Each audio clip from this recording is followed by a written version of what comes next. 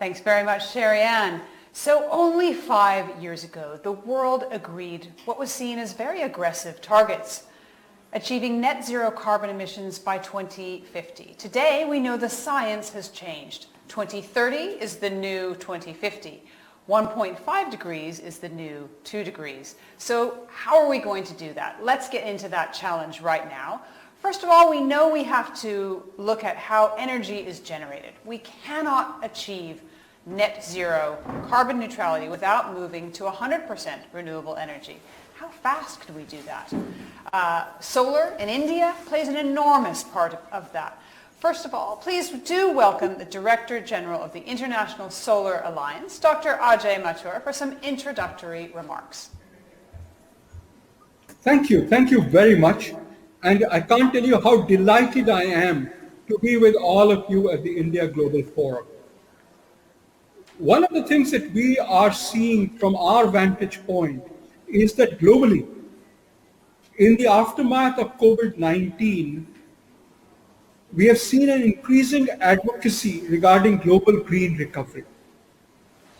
Now, a vital element of this proposed growth plan is green investments, and consequently, we are seeing a realignment of global portfolios towards zero carbon emissions.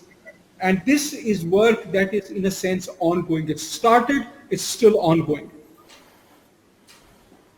However, today only 2% of all renewable energy projects have direct investment by institutional investors, and this forms 1% of the portfolio of the institutional investors. The first thing that I would suggest is that institutional investors need to realign their portfolios so that their money is where their mouth is. That's number one. As institutional investors look to reallocate their portfolios, obviously solar makes great sense. This is at the heart of the energy transition. Consequently, we need suitable investment mechanisms.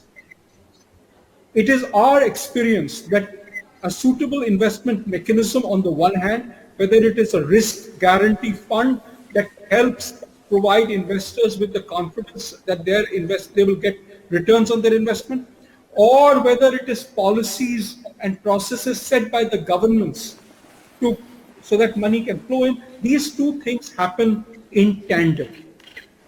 It's very difficult to say that one should happen before the other. Countries say, why should we change policies if money doesn't come in? Money says, well, we can't come until policies change. We therefore need demonstration projects which are agents of change for this institutional realignment to occur. As far as ISA is concerned, the International Solar Alliance, we are playing a catalytic role in creating the requisite environment. We have launched a project called Investment Series with the support of the Children's Investment Fund Foundation for analytics, for consultation, for outreach with institutional investors so that we can help them in realigning their portfolios. We are looking obviously at multilaterals like the ADB, the World Bank, etc., with sovereign funds from Abu Dhabi, Saudi Arabia, insurance companies such as the Life Insurance Corporation of India, but also AXA and Alliance. We are also looking at global private equity players like Blackstone, Carlyle, KKR, etc. With this large group of investors, we hope to be able to make the change that is required. We will be launching a high-level advisory committee with members from these community of institutional investors with the objective of mobilizing an investment which amounts to at least $1 trillion by 2030 for the renewable energy sector. And I look forward to all of you to join us in this history in the making. Thank you very much. Thank you, Ajay. Stay with us because we're going to come back to you in a moment for some questions. I'm really pleased to be joined by the CEO of Carbon Clean, Aniruddha. Sharma. We've also got with me on stage the CEO of Green Fuels, James Hygate. Thanks very much for being with us. And joining us virtually, very pleased to have Chairman and Managing Director Rahul Munjal of Hero Future Energies. So first, gentlemen, I'd like you to just introduce yourselves to tell us what part of this whole package you're playing. Let's start on stage. Ani, what are you doing, briefly? Thank you, Edie, and I want to thank the India Global Forum for having me here. So my company, Carbon Clean Solutions, we are helping revolutionize the industrial decarbonization. We are solving one of the most critical problems that we face today, which is the industrial, the cement, steel, refining, waste incineration. All of these industries are called the base industries, and we do need them as we sort of develop as countries. As more and more people come out of poverty, we need more and more of industrial goods going to them. But they're also hard to abate or hard to remove the carbon dioxide from their supply chains because of the way they are built. It's not as simple as turning off a power plant. You can't do that for a cement plant or a steel plant. So my company is focused on developing modular carbon capture technology, which is essentially a very simple technique by which you can remove carbon dioxide from the flue gas emissions of these industrial sites and either utilize it to produce other valuable products or store it so that it could be locked in permanently and achieve net zero ambition for most of the countries and most of these industrial units out there. Great, thank you. We're going to come back to that modular technology. James, what about you? Tell me what you're doing in this whole transition period. Thank you, Edie.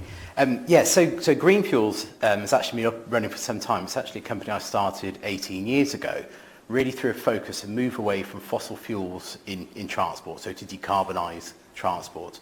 So we developed technology to convert waste oils and fats, animal fats, etc., into a net zero carbon biofuel. I'm pleased to say over the subsequent 18 years, we've deployed technology into over 80 countries and saved around 6.5 million tonnes of carbon to date.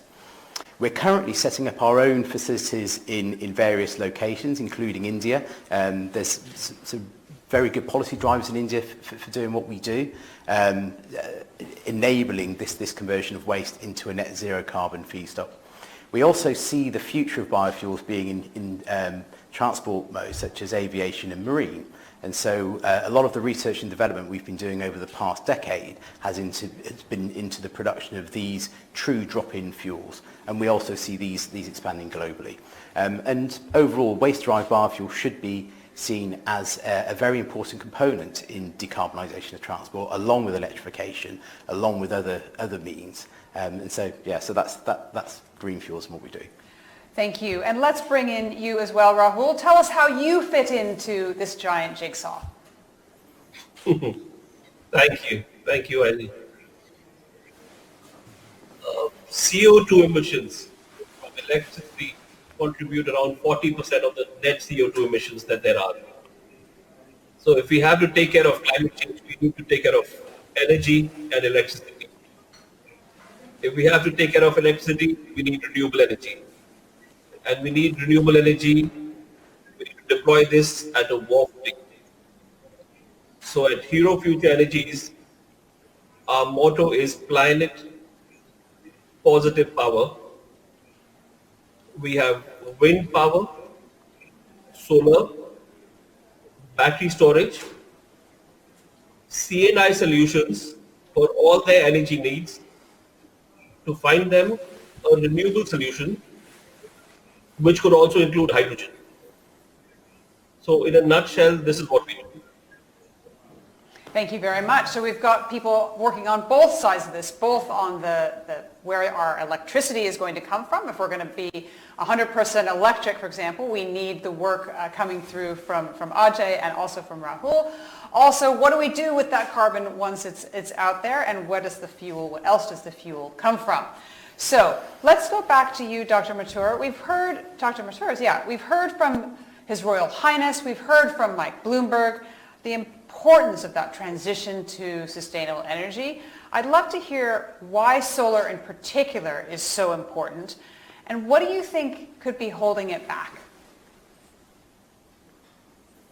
Let me break it up into two different questions. The first is, why solar? Why solar has, I think, three different answers, and these answers in different geographies may have different levels of importance. The first and the foremost thing is that today it provides electricity at the lowest cost of any fuels, fossil fuels included. In India, for example, we are able to get electricity from solar at 1.99 rupees per kilowatt hour. If I want it from coal, I get it at about 3.5 rupees a kilowatt hour. Obviously, the challenge is that today solar power is only available when the sun is shining. I'm very sure that in 2 years, we will have round-the-clock renewable electricity, which is cheaper than that from fossil fuels. So that's the first. The second is that it uses resource that is available within the country, sunshine. And therefore, it greatly reduces energy imports, and that has a major bearing on the macroeconomics of countries. And for many large energy importers, this becomes a crucial issue. The third is the local environmental impacts. And local environmental impacts are important if you've got a city where there's a lot of transportation and you move to electric mobility with the electricity being provided by solar, you suddenly have cities that are much cleaner. So money, environment, and macroeconomic stability all help us move towards solar. The other question is, what are the challenges? The greatest challenge today is that if we look at the investment bankers, we see that the kinds of risk exercise that they carry out is still similar to what they would carry out for a fossil fuel plant. And therefore, they get completely surprised that there is a huge amount of investment in capital expenditure as opposed to operating expenditure, as you would in the case of a coal or a gas power plant. The very different nature of the solar energy production is something that has not yet been internalized in the risk management of the institutional investors. We believe that that is the greatest issue. The second greatest issue is something that I refer to, which is that we need to move towards round-the-clock availability of renewable energy, and particularly solar energy. During the day it's the sun, and during the evening it could be storage, pumped hydro or batteries or whatever, which provide us therefore with a 24 hours of green electricity. Thank you very much. I want to get Rahul in here as well. You've been working on some pretty exciting wind-solar hybrid projects. I'd love you to tell me about that and how you're maximizing these two different energy sources. No, thank you. And that's an excellent segue into what Ajay was saying. You know, wind and solar both are intermittent. Sun is during the day and wind comes when it comes. So the biggest challenge is to make renewables round the clock. And before we get to round the clock, can we just improve the number of hours we have them for? Typically what we've seen, wind comes early in the morning and late in the evening. So it augurs well with solar. So when you do a hybrid with wind and solar, the CUF of the plant typically doubles.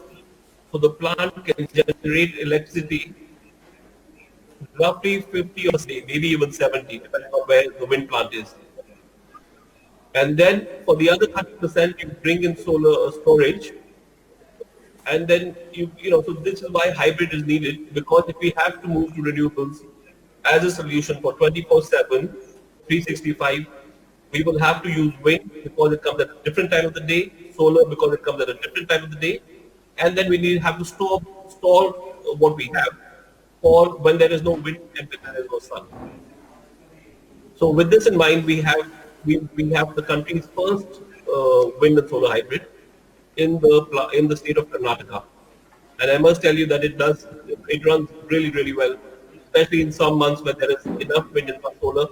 We can see us powering many villages almost round the clock. That's pretty exciting. Let's stay with the fuel aspect. Come to you, James, and I'd love to hear about what your view of sustainable fuel is. You mentioned two of the biggest challenges, aviation fuel, shipping fuel. Those are tough challenges to solve. So tell me how you're helping to do that. Sure.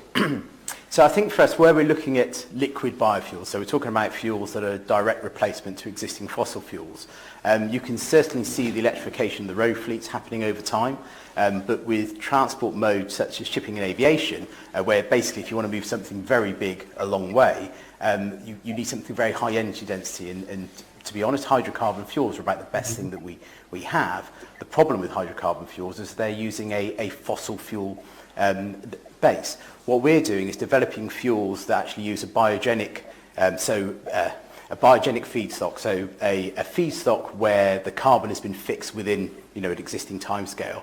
And certainly our focus at Green Fuels is for that to be waste derived, so it's already had a beneficial use somewhere.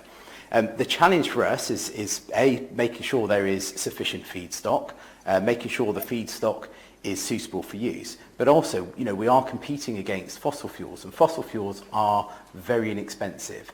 There isn't a true price for the carbon there, and so we are competing in a world where the alternative is still very, very cheap to use. That's probably the biggest challenge for us. India has some very progressive policies with regards to waste-derived biofuels. So it's one of the reasons why we're setting up a number of refineries in India at the moment. It's essentially a walled garden with regards to waste oil and fats, in that exports have been banned. So there's something like 30 billion litres of used cooking oil alone available within the country to be utilised for biofuels. There's a scheme to prevent this going into the food chain called the Repurposed Used Cooking Oil Scheme. So what's currently happening is a lot of this oil is going back into the food chain and being reused and reused. Now that's being pulled out and going, with the opportunity to go into biofuels. And there's now in place a guaranteed buyback from the oil marketing companies. So for us, it's a very, very progressive policy. We're actually starting to see this develop in other countries, but this has really come out of India. I suppose the only thing that is still a challenge is the price. The buyback for the overseas is still a relatively low price, so maybe we're not capturing all of the oil from going into feedstock, but we can see this changing. But what about synthetic fuels? Because I've heard from people, for example, in the aviation agency that think, well, if we're going to get all airplanes on aviation, we can't be relying purely on used cooking fuel.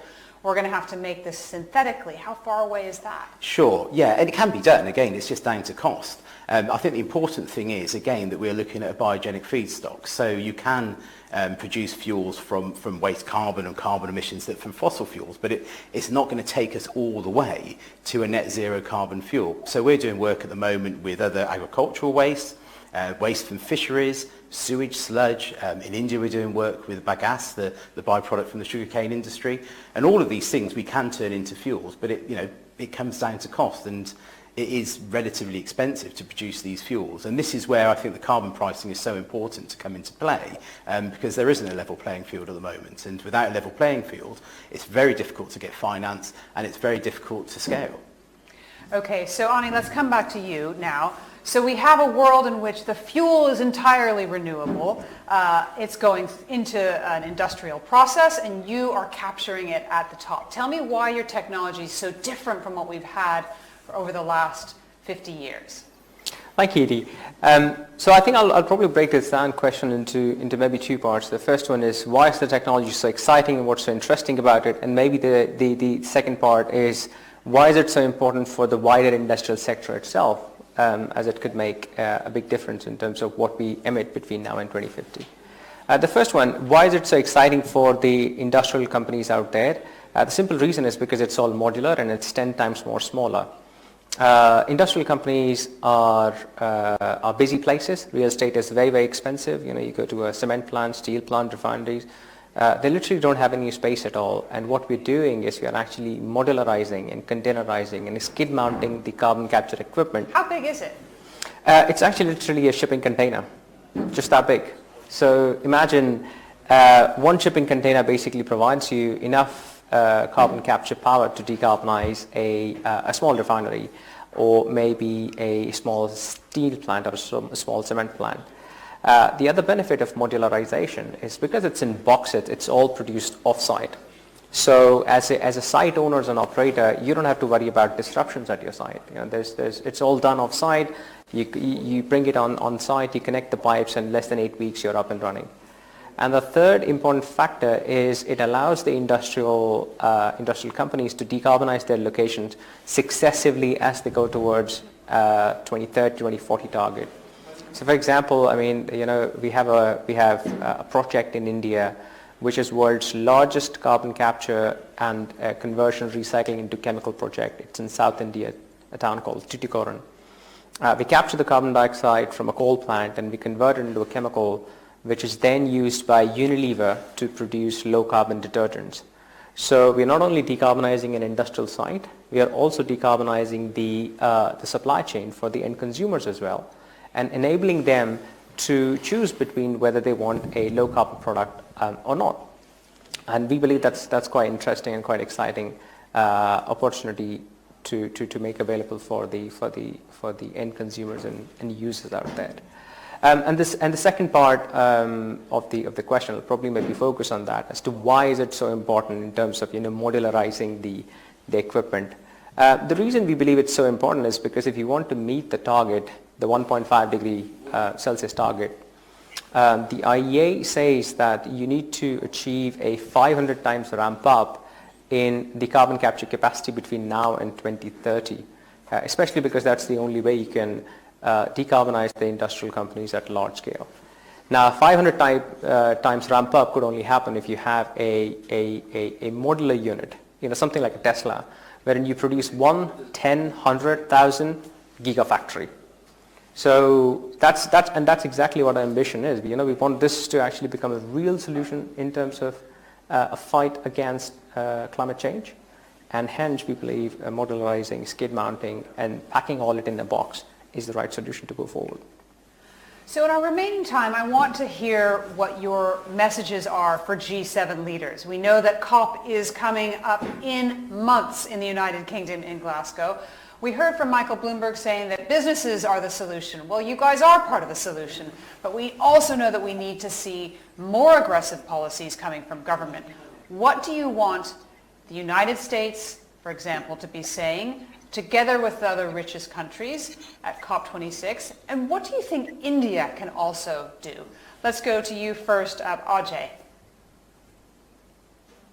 In a nutshell, we need to focus on creating all the countries of the world together, creating a risk management facility so that monies can flow into India and the many other developing countries where the cost of capital is otherwise expensive.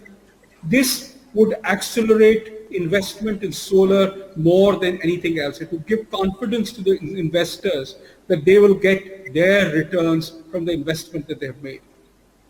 Thank you. Rahul, what about you? So for me, climate commitments must ensure that emissions in 2030 are at least 25 to 45% lower than what they had promised earlier or what was planned earlier. Otherwise, to reach net zero by 2050 is going to be extremely difficult.